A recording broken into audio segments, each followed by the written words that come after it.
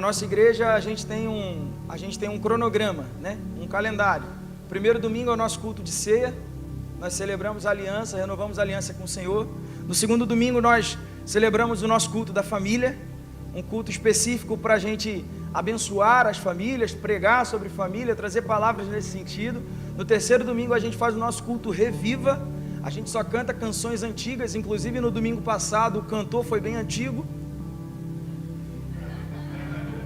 e ainda tocou bem antigo. No quarto domingo, que é hoje, é o nosso culto profético, amém? Um culto profético. O que é um culto profético? Um culto onde nós viemos, como é que fala? Nós viemos, essa palavra, um culto onde a gente vai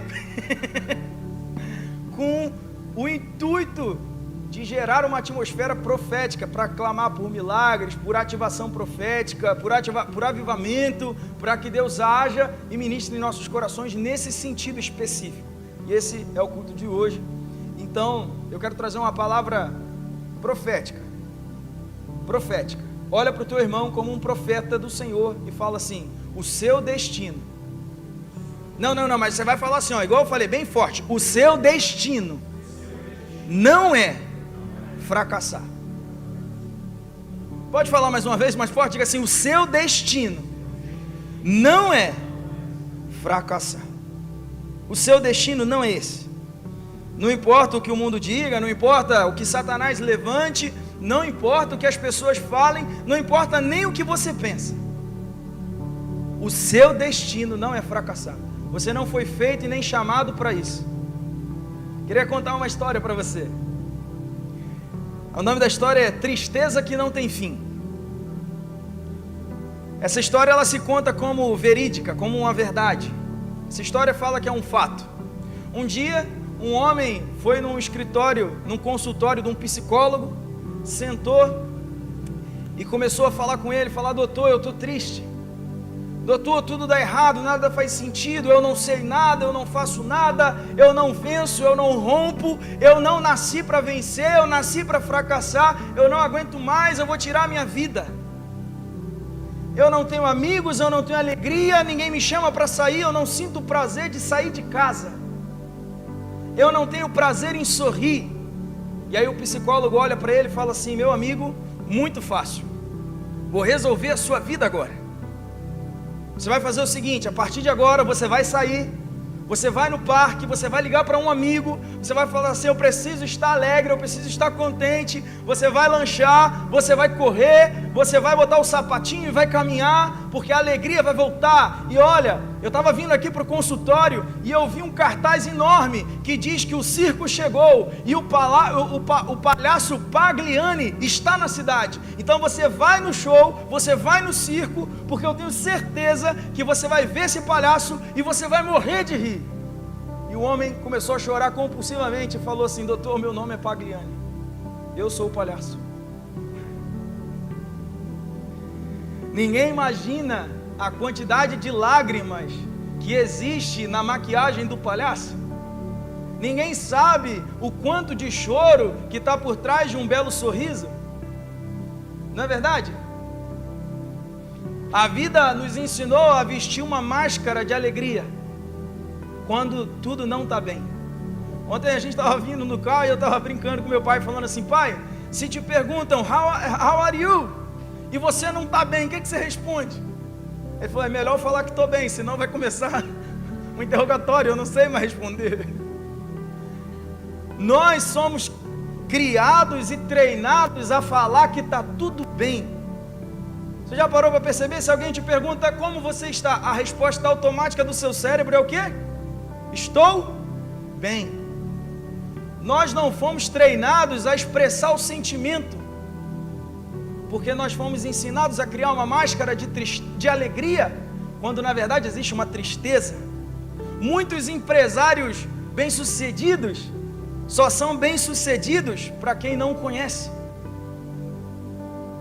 Muitos casamentos perfeitos só são perfeitos para quem não é parte do casamento e para quem não convive na mesma casa.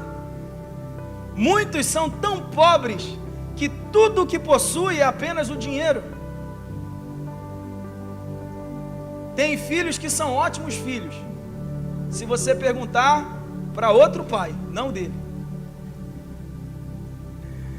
E tem mulheres que se vestem lindamente, você vai ver e vai falar assim: nossa, essa mulher sabe se vestir, mas aquela roupa tão linda cobre hematomas terríveis, porque nós fomos ensinados a cobrir as marcas, esconder o choro. Engole o choro, menino, não é assim que a gente ensina o filho? Engole esse choro. Nós fomos ensinados assim. Homem não chora. A verdade é que a aparência ela não diz nada, né? A aparência não quer dizer muita coisa. E pensando nisso, eu gostaria de te convidar nessa manhã a retirar a sua máscara da alegria, a retirar a sua capa da força e a se apresentar sinceramente para Deus. E eu pergunto para você: o que é que você está escondendo? Não me responda. Responda para você mesmo: o que é que você está escondendo? Atrás desse sorriso lindo, dessa barba branca, atrás dessa capa de alegria, o que é que você tem escondido? Quem é você quando ninguém vê? O que é que você esconde? E eu quero falar com você que o título da palavra de hoje é: o meu destino não é fracassar. Para começar a pregar sobre isso, fracassar ou vencer? Fracassar ou vencer? Para que você foi feito? Você foi chamado para quê? Fracassar significa literalmente falhar ou não atingir o resultado esperado. Isso é um fracasso. Quando você não atinge o resultado, o objetivo que você esperava, isso se chama fracasso.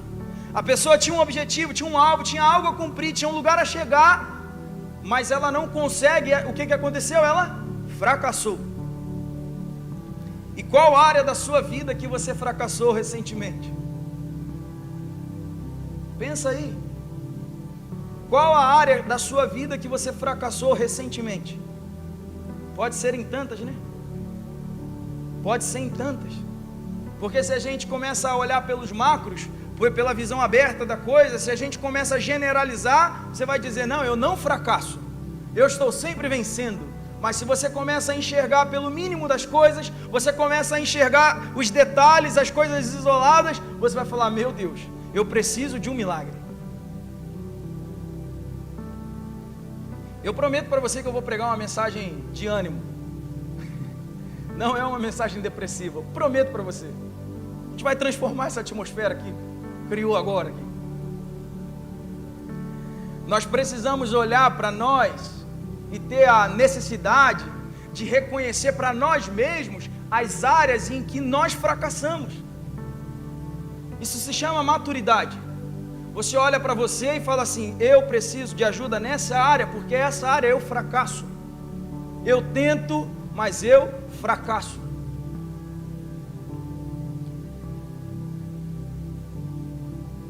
Nós precisamos entender que fracassar não é a regra. Foi algo que aconteceu, porque Deus não te chamou para isso. Deus não te chamou para fracassar, Deus te chamou para vencer. Você pode dizer amém? Você é destinado para vencer, você pode dizer amém? Mas existem atitudes que nos levam ao fracasso, e é sobre isso que eu quero pregar essa manhã. Números 11, versículo 4 ao versículo 6. Números 11, do 4 ao 6. Deixa eu ver se a versão está a mesma. NA, bom demais.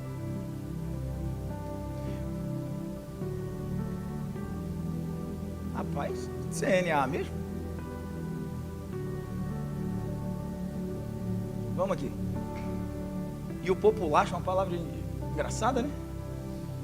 E o populacho que estava no meio deles veio a ter grande desejo das comidas dos egípcios. Também os filhos de Israel começaram a chorar outra vez, dizendo: quem nos dará carne para comer? Versículo 5. Lembramos dos peixes que comíamos de graça no Egito. Que saudade dos pepinos, dos melões, dos alhos silvestres, das cebolas e dos alhos. Mas agora a nossa alma está seca e não vemos nada a não ser este maná. Fecha os teus olhos, Pai Santo, te damos graça por essa manhã, obrigado por esse momento de louvor, porque a Tua presença está nesse lugar. Obrigado, Jesus, porque o Senhor se faz presente aqui, e eu te peço que essa palavra encontre corações sedentos aqui, que todo e qualquer espírito maligno que vem trazer a distorção dessa palavra caia por terra agora em nome de Jesus, e que essa palavra que vem do Teu coração venha encontrar os nossos corações de forma plena, em nome de Jesus. Você pode dizer amém? Eu escolhi esse texto para iniciar essa pregação, porque ele nos mostra características de pessoas que tinham tudo para dar certo, mas fracassaram. O texto nos mostra Israel saindo do Egito no deserto, caminhando para a terra da promessa, Canaã. O texto nos mostra um povo destinado a vencer. Deus os chama, tem uma promessa estabelecida: vocês sairão do Egito e herdarão a terra da promessa. Uma terra que emana leite e mel. Tinha tudo para dar certo. Tinha tudo para dar certo. Mas ter tudo para dar certo não é sinônimo de que vai dar certo. Ter tudo para dar certo depende de atitudes minhas, suas. Para que no final a gente não olhe a história e fale assim: por que não deu certo? Mas tinha tudo para dar certo. Aonde foi que eu errei? Eles tinham uma promessa estabelecida, o destino desenhado, mas mesmo assim fracassaram. E eu te pergunto nessa manhã, o que você acha que aconteceu com Israel? E eu gostaria de conversar com você, para a gente entender essas características de uma pessoa que fracassa. Quais são as características de uma pessoa que fracassa? O fadado ao fracasso, presta atenção nisso, se você puder anotar, anote. O fadado ao fracasso subestima o futuro, negligencia o presente e superestima o passado. Ficou difícil as palavras, Pamela? Ajuda aí, Gabriel.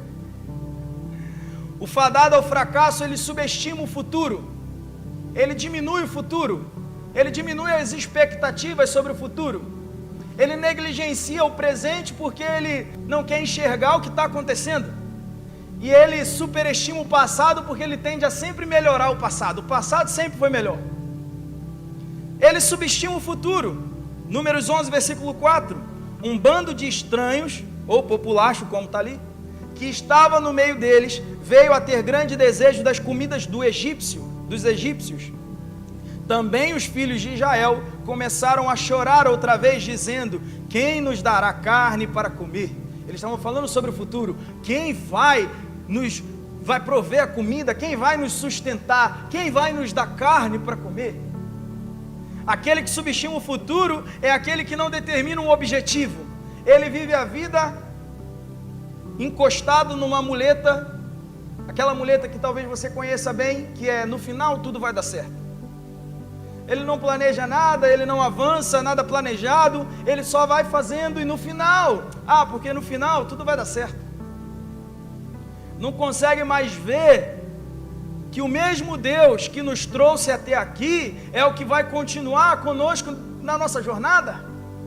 Ele não consegue ver que o mesmo Deus que abriu o mar, trouxe o maná, esse é o mesmo Deus que vai nos sustentar e vai trazer a carne, porque ele subestima o futuro. Ele fala: não, o futuro, não vai acontecer assim não, rapaz, é impossível.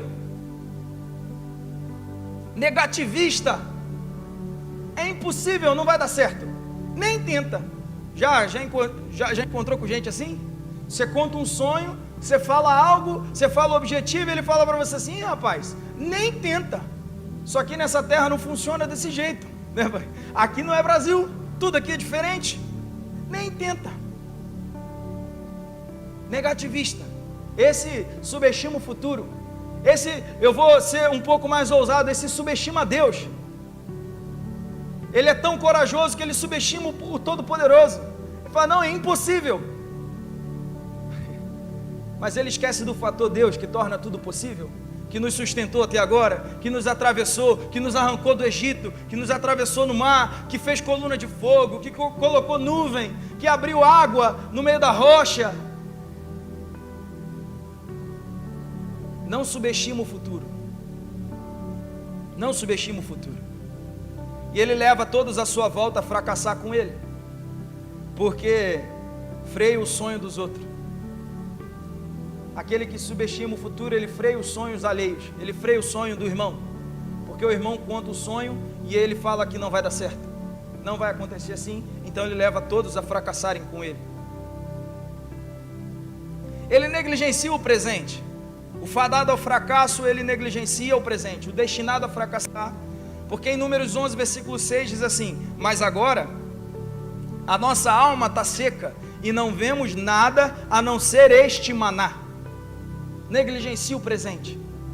Deus está lá provendo maná, tem pão caindo do céu, tem algo caindo do céu, Deus está sustentando, a provisão está acontecendo, mas ele não consegue enxergar, então ele negligencia, ele fala: não, só tem esse negócio aí que Deus está dando, só tem esse pãozinho aí que a gente está comendo,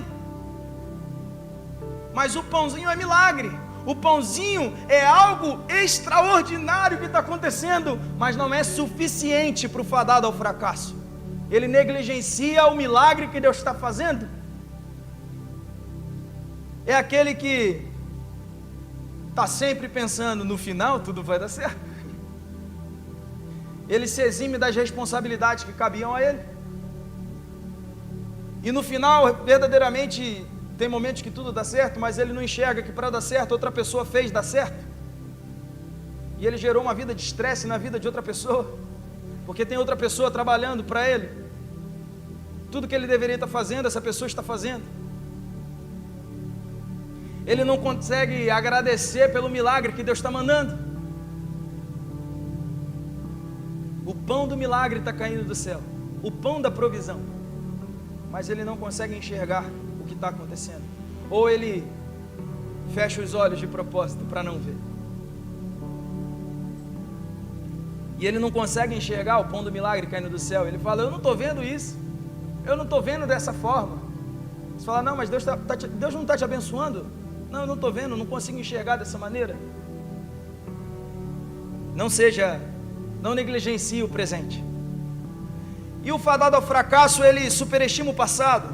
Números 11, versículo 5, diz assim: lembramos dos peixes que comíamos de graça no Egito. Que saudade dos pepinos, dos melões, dos alhos silvestres, das cebolas e dos alhos. Aquele que está fadado ao fracasso, ele lembra do passado, mas ele só lembra das coisas boas, segundo ele. Ele não lembra daquilo que dava errado, ele não lembra do que era ruim, ele não lembra, perdão da palavra, da desgraça que ele viveu no passado. Ele não lembra que ele era escravo, que ele tomava chicotada, que ele não tinha direito de ir e vir, que ele não tinha salário, que alguém mandava nele e ele tinha que obedecer. Ele só lembra que ele podia comer o tal do pepino, o pepino maravilhoso, ou cebola maravilhosa que deveria ser essa. Porque ele estava vivendo milagre, mas ele continuava levantando o passado e falando: o passado é bem melhor do que o presente, quem me dera poder voltar para lá. Para de superestimar o teu passado. Lembra de onde Deus te tirou. Lembra das coisas que Deus teve que transformar para você ser quem você é.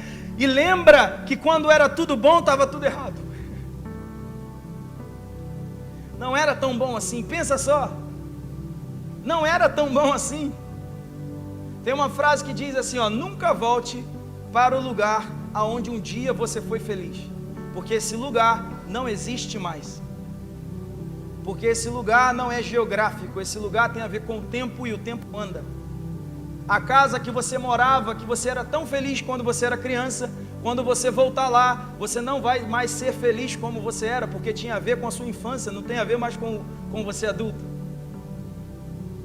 Quando você voltar naquele lugar que você era bem pequenininho, que você olhar lá agora, você vai falar: rapaz, mas eu achava que esse lugar era maior, e agora é tudo tão pequeno.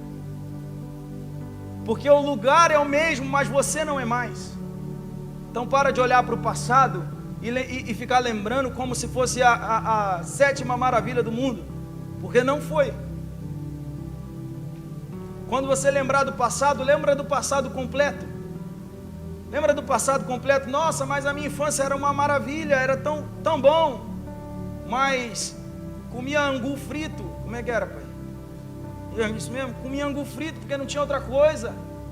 comia farinha na água que era para encher, para inchar, comia farinha no açúcar, minha avó. Isso aí minha avó não passamos necessidade não, mas minha avó fazia farinha no açúcar, eu comia. Farinha com açúcar. Lembra de tudo. Lembra de tudo. Não lembra só de frações. O fadado ao fracasso, ele leva os que estão à sua volta a se sentir sempre inferior. Porque o presente e o futuro não é suficiente para ser melhor do que o passado dele. Então ele olha e fala assim: nossa, eu fazia, eu acontecia, eu era, nossa, tu tinha que ver. Não, cara, mas hoje está tudo tão bom, olha aqui como é que está esse lugar. Não, mas você tinha que ver como é que era lá. Isso aqui chega nem perto. E as pessoas que estão à sua volta se sentem sempre inferior. Essa é a pessoa fadada ao fracasso. O fracasso de Israel, você conhece a história, eu já expliquei para você. Eles tinham uma promessa, eles estavam destinados a herdar a terra da promessa, mas devido a atitudes e atitudes contrárias à vontade de Deus, como essas que eu falei para você, Deus determina que aquela geração não entraria mais na terra prometida. 1 Coríntios 10, versículo 6, a gente tem estudado sobre isso no Homem ao Máximo, que diz que tudo, Paulo fala assim, que tudo o que aconteceu com Israel serve de exemplo para nós das coisas do que não fazer. Tudo o que aconteceu com Israel serve para nós como exemplo do que não fazer. Então, Deuteronômio 1, versículo 34, 36 e 39 diz assim: o Senhor ouviu o que vocês disseram, ficou irado e jurou dizendo: nenhum dos homens dessa geração perversa verá a boa terra que jurei dar aos pais de vocês. Com a exceção de Caleb, filho de Jefoné, ele verá essa terra e darei a ele e aos filhos dele a terra em que ele pisou, porque perseverou em seguir ao Senhor. E as crianças de vocês, de quem vocês disseram que seriam presa do inimigo, sim, os filhos de vocês, que hoje nem sabem distinguir entre o bem e o mal, esses ali entrarão e a eles darei a terra e eles a possuirão. O destino de Israel estava traçado, herdar a terra. Por conta de erros e essas características das pessoas que fracassam, Deus fica irado contra eles e fala assim: agora vocês não vão herdar mais. Quer saber de um negócio? Perdeu.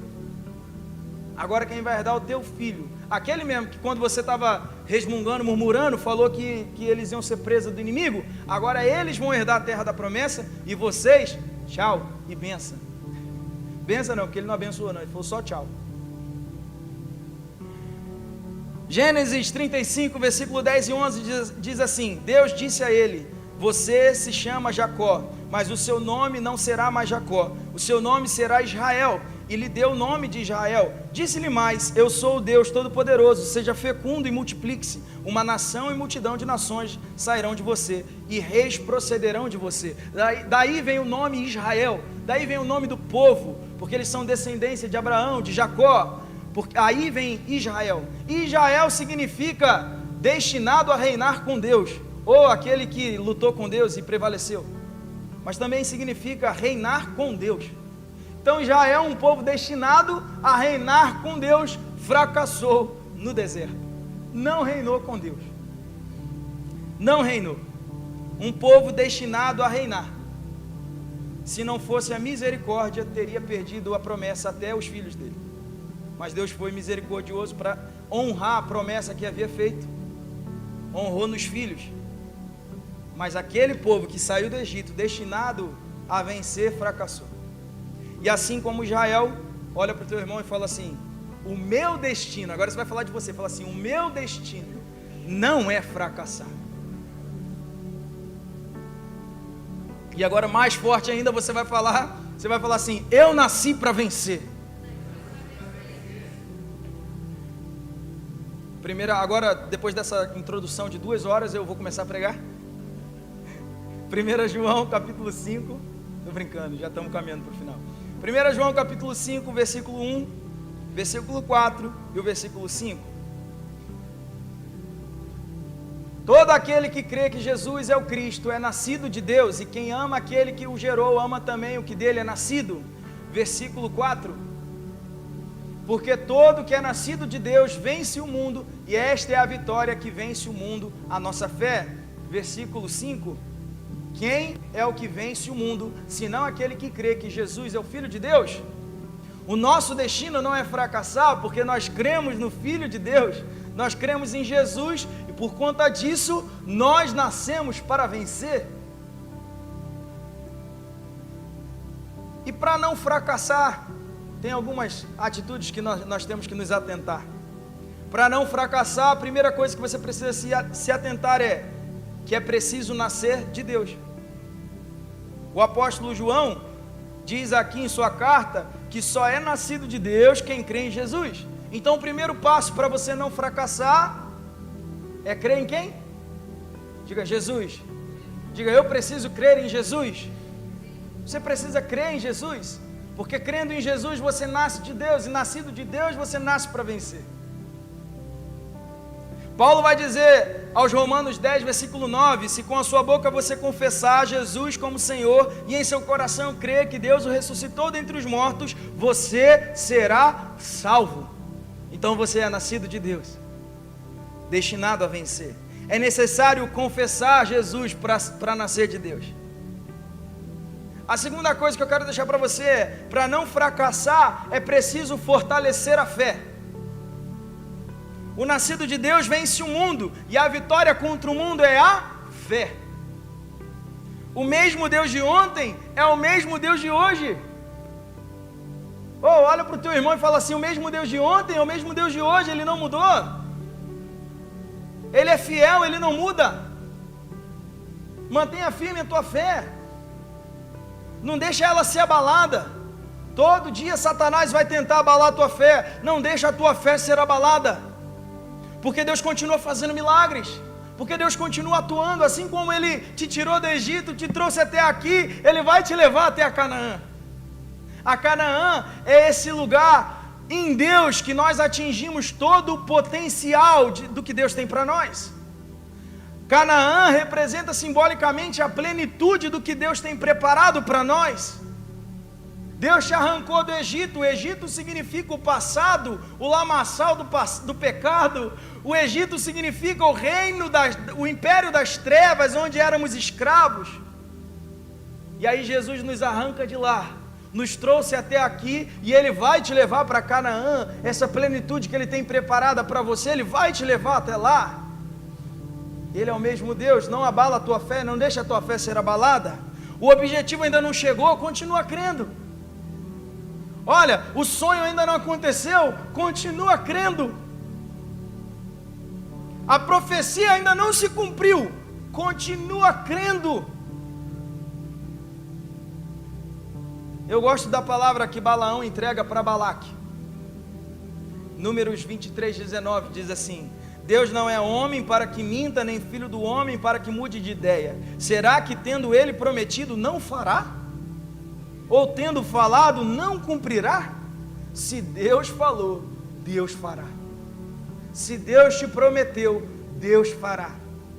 Se há uma promessa vinda verdadeiramente do coração de Deus para você, Deus fará, porque Ele não mente nem se arrepende. A única forma de fracassar nessa promessa é tendo atitudes como o povo de Israel. Mantenha firme a tua fé, Deus não mudou. A terceira coisa que eu preciso que você tenha no teu coração para você não fracassar é que nós precisamos mudar de atitude. Para não fracassar é preciso mudar as atitudes. Sabe as atitudes de um fracassado que nós falamos? Subestima o futuro, negligencia o presente, superestima o passado. Você precisa mudar essas atitudes. Muda essas atitudes. Deus tem algo melhor para você amanhã do que o que tinha ontem. Você vive hoje algo melhor do que o que você vivia ontem, e o amanhã vai ser melhor que hoje. Deus tem sempre algo melhor. Deus está sempre renovando a misericórdia todos os dias. Não é possível que Deus vai fazer você viver preso ao passado, se Ele mesmo renova a misericórdia todos os dias. Deus é um Deus de renovo. Deus tem algo melhor, algo maior. Se você identifica algumas atitudes dessa no teu coração, eu te convido nessa manhã a arrancar isso fora. Muda as atitudes. Paulo vai pregar que para ser transformado nós precisamos mudar a mente. Romanos 12:2. E não vivam conforme os padrões desse mundo, mas transformai vós pela renovação do vosso entendimento, para que viva a boa, a perfeita e a agradável vontade de Deus. Então transforma o teu entendimento, transforma as tuas atitudes, para que você possa vencer e não fracassar. Deus te chamou para vencer. Você não foi levantado por fracasso. É preciso ter uma virada de 180 graus. É preciso mudar completamente. É preciso uma transformação verdadeira e genuína. Você quer experimentar e viver o Canaã de Deus na tua vida? Tem uma virada genuína. Qual é a chave que você precisa virar na mente? Ativa ela. Muda suas atitudes. Você pode ficar de pé no teu lugar?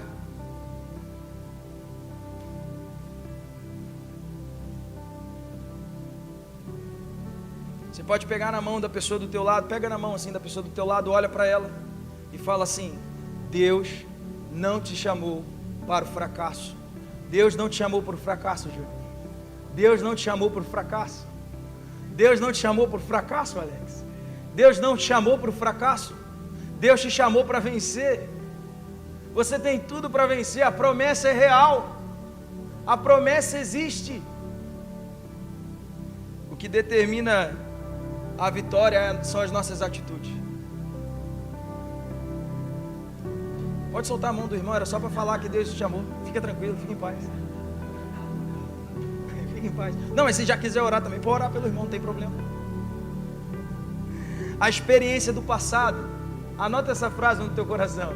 A experiência do passado, mais a atitude do presente, determina a tua conquista futura. Então lembra do teu passado, não lembra só que tudo era bom. Lembra de onde Deus te tirou. Lembra de que tudo era ruim. Lembra as experiências que você tem do passado. Traz a tua memória. Aí muda as tuas atitudes no presente. Muda as atitudes de hoje. E eu tenho certeza que você vai viver o Canaã de Deus na tua vida.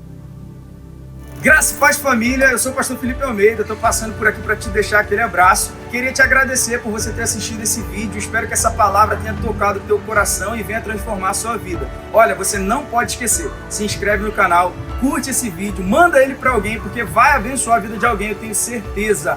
E mais, por aqui em algum lugar na tela está aparecendo um vídeo, clica nele, assiste, entra no canal, olha as outras pregações, porque eu tenho certeza que vai valer a pena, tá bom? Muito obrigado, Deus te abençoe, fica na paz, um abraço.